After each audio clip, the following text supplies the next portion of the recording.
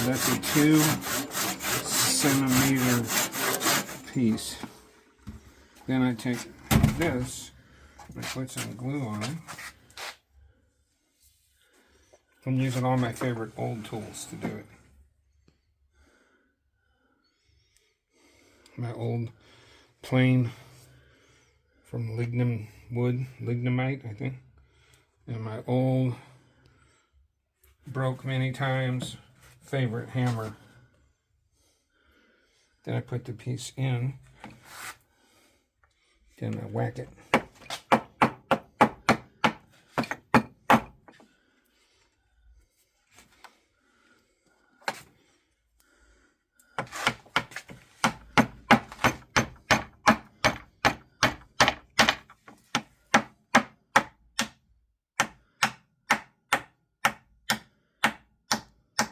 This is perfect because it's heavy and it's flat.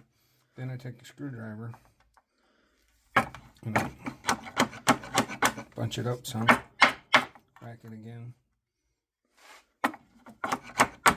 tighten it up, then I wipe it off and do that again. I'll have to plane it, chisel it and stuff, but I think I'm going to stop there today.